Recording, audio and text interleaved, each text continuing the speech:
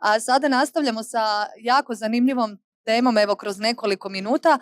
Pridružit će nam se međunarodni stručnjak sa Instituta za socijalnu medicinu, medicinskog fakulteta, sveučilišta u Beču i Nikotinskog instituta. Evo čekamo ga još jedno 2-3 minute, a to je sveučilišni docent Ernest Groman.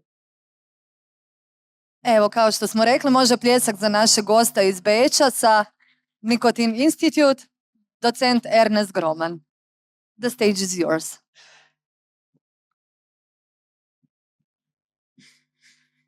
Dear professor, dear participants, I have to thank you a lot for your invitation. I also have a presentation, or should have a presentation here, which I can see at the moment.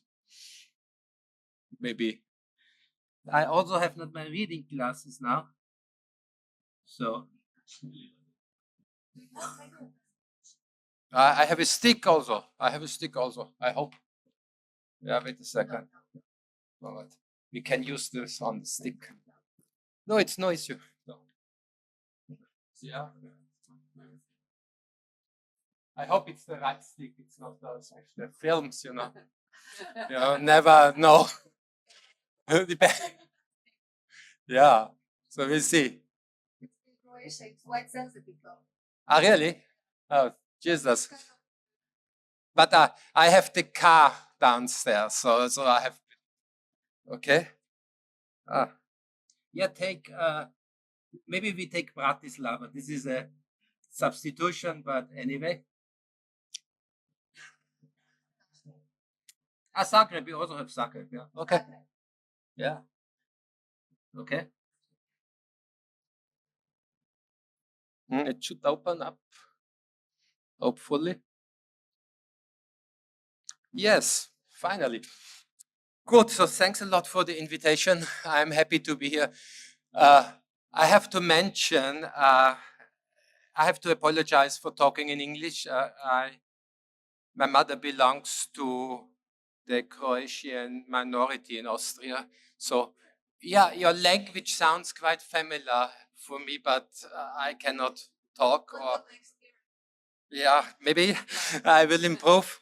And I just understand some bad words because I told also my colleague here who invited me additionally that my mother, always when she was angry with us, she quickly switched to the Croatian language. Yeah? So, okay, good. Yeah. So let me have a look if I can switch to the next picture. Maybe so? No. Right. The pointer. There's also an arrow. An arrow. Oh, okay, he helps me. Yeah, this is a harm reduction conference, so you might be aware. And I just brought this example to show you that there's always resistance with new measurements. We found this with seat belts. And may I have the next slide? We had this population resistance. People were making construction of sorts of cars who were falling into rivers, and people who were drank in the river and so drowned in the river and so on. But nowadays, it's no debate about it. Yeah. May I have next picture? Here it is. Sorry, I have it. Let me, you know. At university, we have 15 different models about this, so it's always interesting.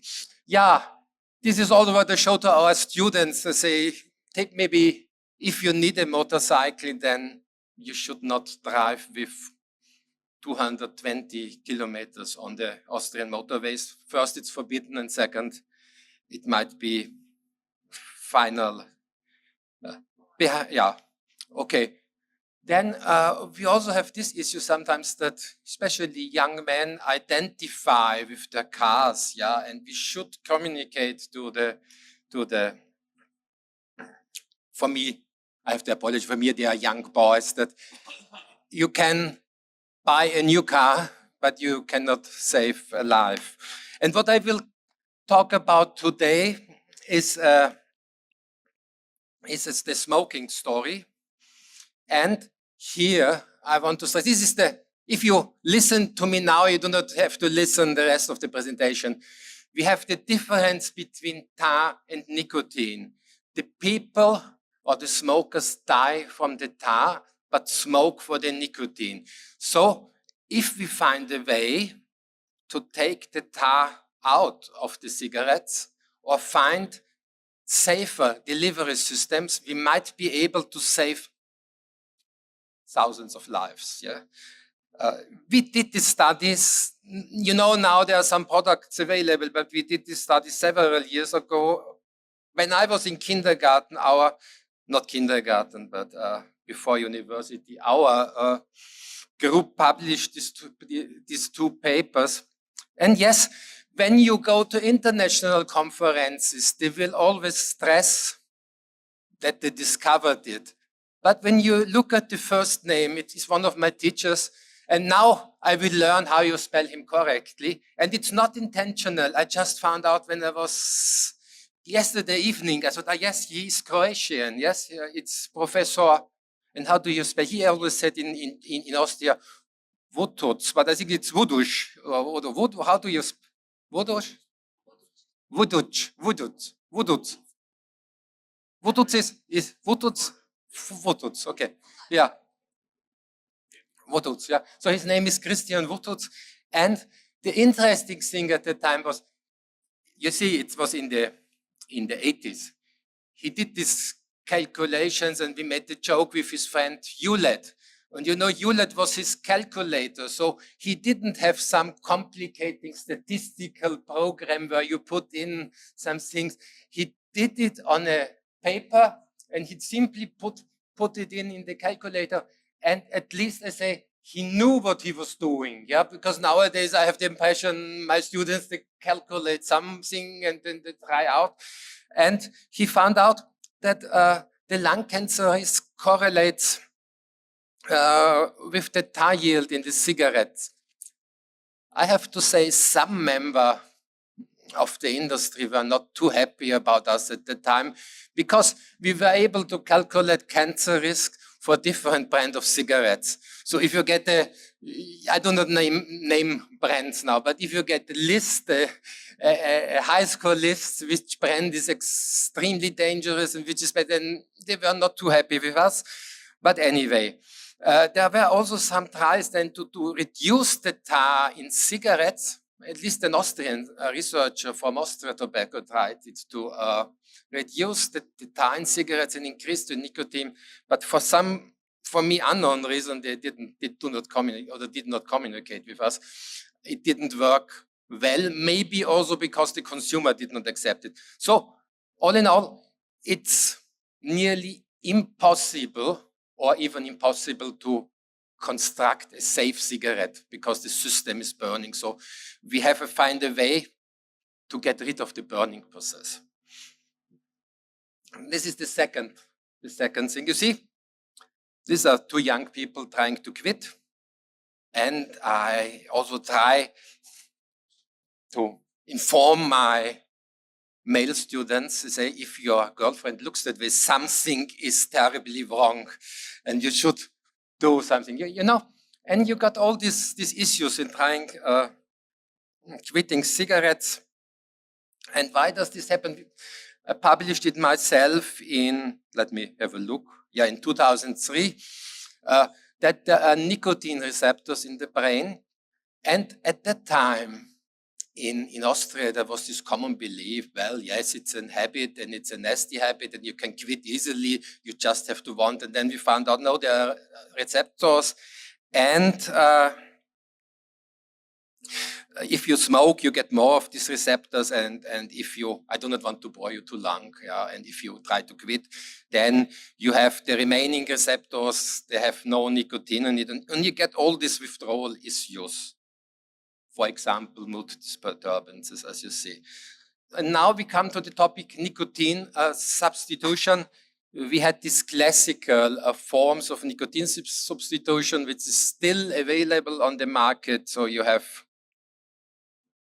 by the way, there was a big debate in the US because at that time the company said the patch, what the guy here is using, or the patient, is skin colored. The Afro-American community wrote a long letter that it's not skin colored. So yeah, so everyone has this agenda, and you find sometimes things you did not consider before. Yes, then we had a gum, an inhaler, a lozenge, and a mouth spray. And the main issues of this, and we did treatment programs for 5,000 to 6,000 smokers in Vienna. And the main issues for them, what they described me, was these products, they do not taste. So we had the issue of taste. And then the second thing was they do not work. And why didn't they work? Because for many of our smokers, these products obviously were too weak, or they underdosed it or used it in the wrong way.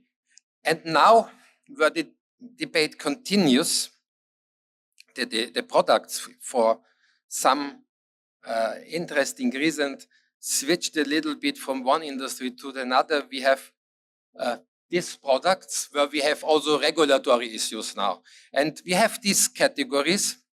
I try to keep it neutral. I have to apologize. When you look at the tobacco heaters, you can, if someone is informed, you can find out which company it is. But there are not so many available. We have the category of nicotine pouches, we have the category of e-cigarettes, and we have the category of tobacco heaters. And all of them produce less tar. And now you eventually will ask me what kind of this product I would recommend for a smoker. And I have to say, what I experienced during the last 20 years, we are happy if we find one substitution a smoker accepts. So it's not that he comes, like usually I'm a medical doctor, patient comes to the office, take this, goodbye. No, here it's much more difficult. I say, yes, did you ever try this? Yes, it didn't work. Then you are happy if you have something other. So, and you have to check, and you have to hope that he finds something with how he can replace his cigarettes. And what we want for these products is a reasonable regulation. And this is under debate because maybe I also can understand it. People like to see black and white. Yeah, we are in a Catholic country here, especially if you're Protestant, you want black and white. The good and the bad. Yeah, you know, the bad have to be punished and the good have to be. Yeah, then you find out there is also gray, and it gets difficult. Yeah, so we want a regulation which is reasonable, and it might come later in the presentation, which gives us the possibility to inform smokers that there are less dangerous products available. We cannot do it on our own. We need the help of the producers, because how can you broaden the information? I can talk to my friends, I can talk to my colleagues, I can talk to you. But for example, 1 week ago, there is a lady who delivers vegetables to my wife for a very special price, by the way. And yeah, but this is good. It's good vegetables, so at least, yeah. And she said, Ernest, I have seen this. You are looking in this. It's all the same, dangerous, like cigarettes. And I say, no, it's not. So we have to have a possibility to inform people. But what we do not want is that young people attracted specifically. So it has to be some very specific regulation. What I say, I can understand some of our bureaucrats. The easiest thing would be copy-paste. You know, you take the regulations from cigarette, put it in the copying then you make paste and you are finished. No, we need something more elaborated and better to have some success here. And then what I want to talk to you, and maybe I touched it before, is the consumer preference. Here you have the Sacher cake. You know, when you look at the Sacher cake from a health view, it's, let me think, it's 30% chocolate, it's 30% fat, and 30% sugar. But if I'm nervous before a presentation like this, and I eat a Sacher cake, I'm sure my mood will improve. You understand? So it depends how you use it. If you eat Sacher cake all day, you might develop diabetes, you might have a weight gain, but in specific circumstances, it's okay. And I have also shown the Sacher cake to our psychiatrists, and one of them said, no, I like Schwarzwälder Kirschtorte, I do not like Sacher cake. I said, you fully got the message, yeah? It was the head of our psychiatric unit, by the way. Maybe he was just joking with me, I don't know.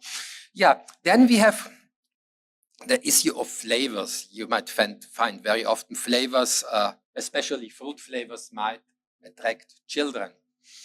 We have to find a balance here.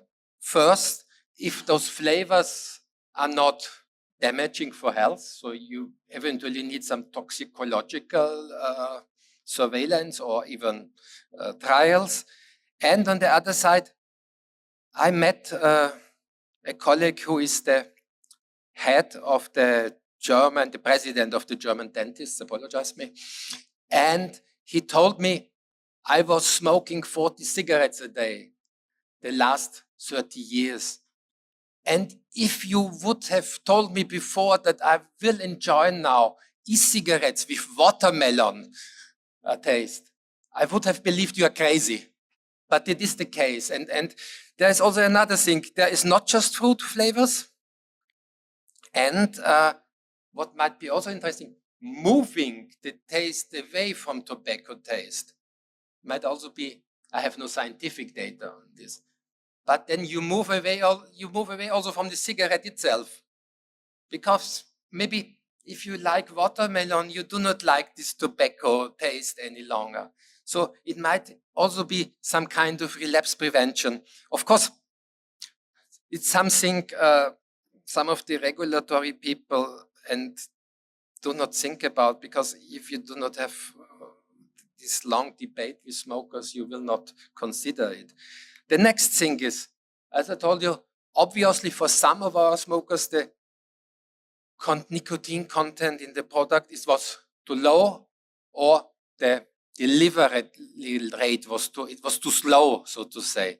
So we have the question, and it's difficult to give an answer here, what's the right nicotine content?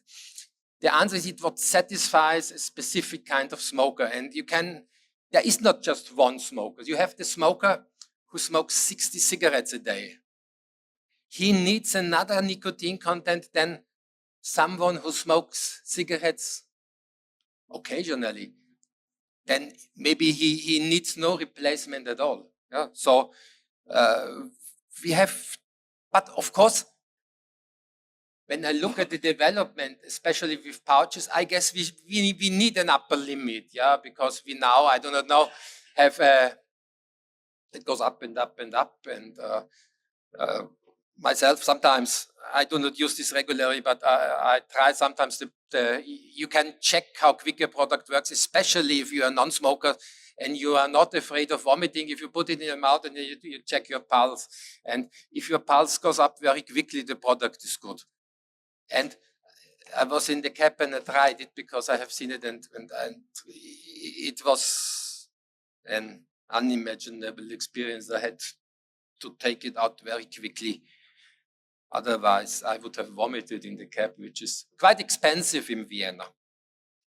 Yeah, this I told you before, that heavy smokers did not accept weak replacement products. And this is, I told you also before, let them choose what they want.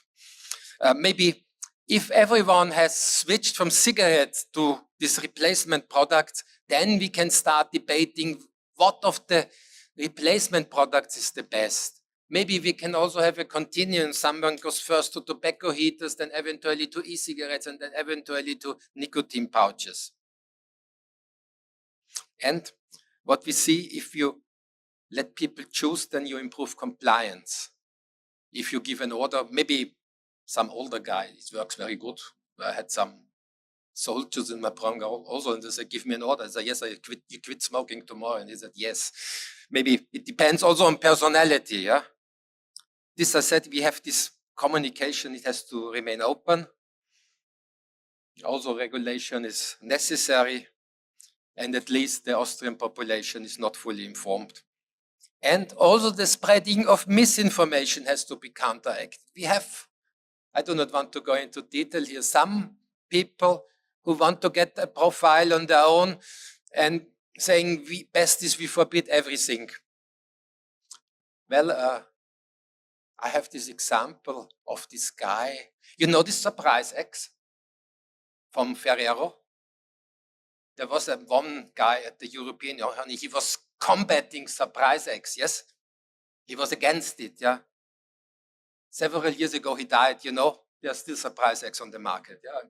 Children like it, yeah? So he said it's dangerous, and of course he was able to make them to modify their product, so it was not lost at all, but the topic is not forbidding them, it's to make it safer, to make it better.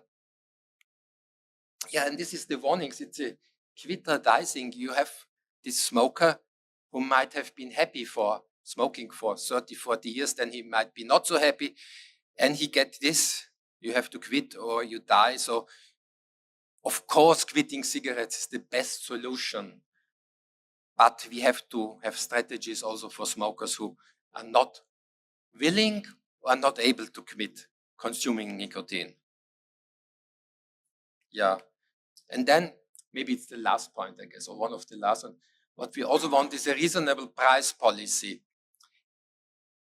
This goes too far now, but also in principle, you can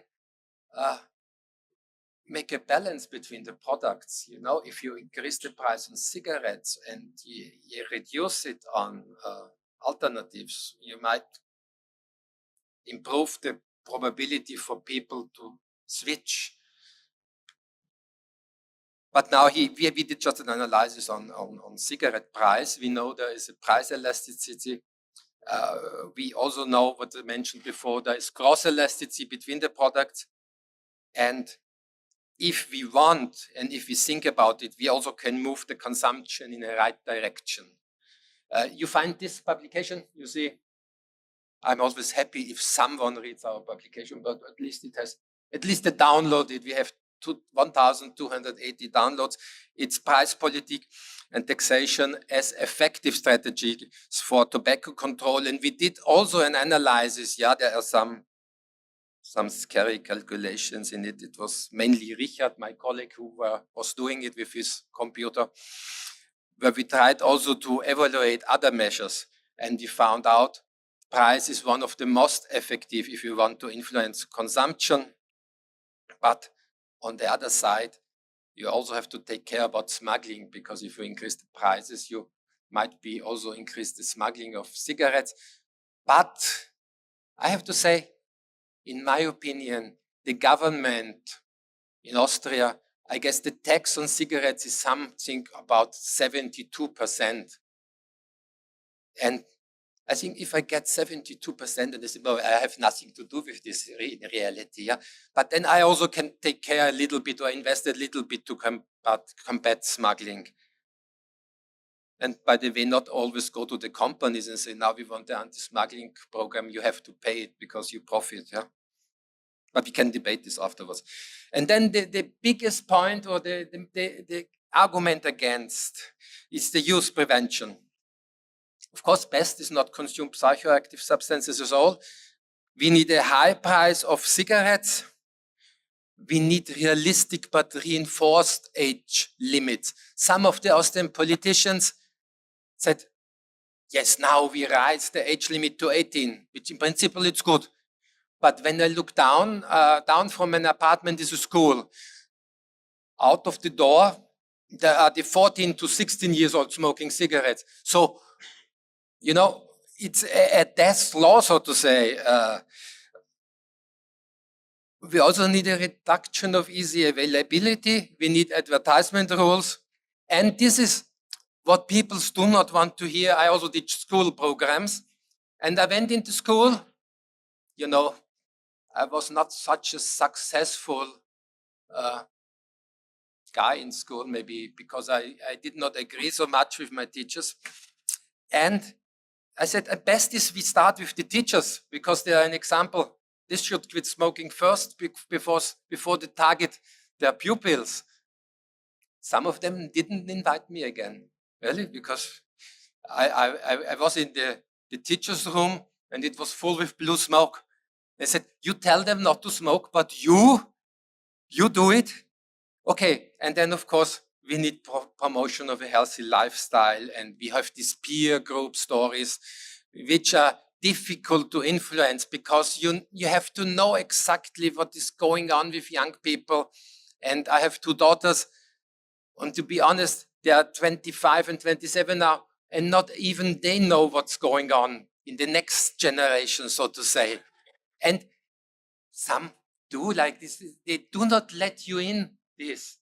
Or remember when you were young, would you have debated with your parents what is cool and what is uncool? It was uncool at itself, yeah? So it's quite difficult. And when I was young, the issue was that all the group leaders were smokers, yeah, which influenced.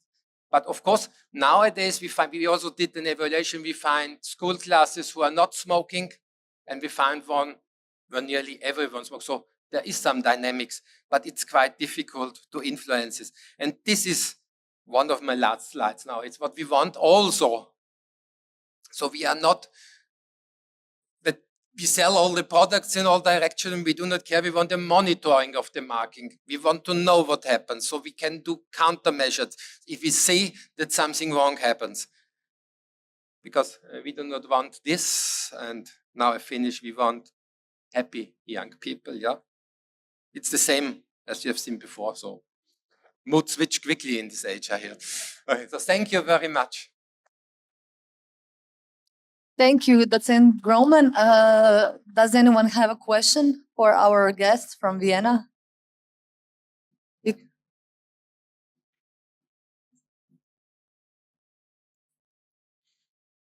Thank you for excellent presentation. And my question is related to one of your last slides. How can we control uncontrolled marketing through social media? This is a good question. Yeah, maybe some, for example, the big social media groups even start to forbid now that you advertise for smoking. For example, we got a restriction from Facebook because we had a picture of an electro cigarette in some presentation. But what happens there? How to control it? I honestly have no good idea. But maybe in the auditorium someone has, because we have so many new systems. I like techniques, so and we have always new messages, and usually these companies are the best would be to make the companies responsible if it runs over their networks. But if the company is somewhere in the Cayman Islands, or how should you do it?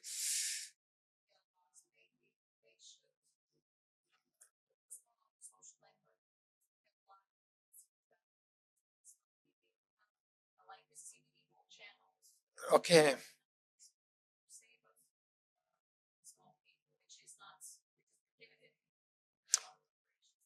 So you think punishing influencers, for example, is a possibility?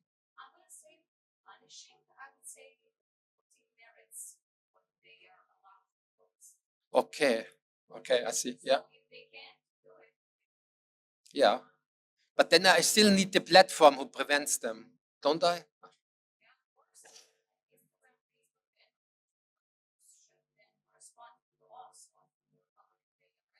Yeah.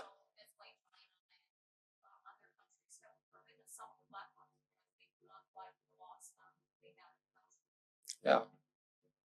That's forbidding it is also difficult, because then we get eventually this Chinese thing that yeah. Yeah. Yeah. Yeah. Yeah. Yeah. Yeah. I agree. Thank you for your contribution. You know, I am an old guy. I do not really understand it, but Maybe one way is to censor all pictures of youngs on the social media with cigarette or nicotine or alcohol drinking, rose wines and other, because influencers on TikTok and other networks just for giving the pictures with very, very funny elements, giving the bad message to the, just to censor, just to blink, drink or and other is to punish that influencers who insist to give pictures with a cigarette, with a nicotine produced, with alcohol, with other, just to punish.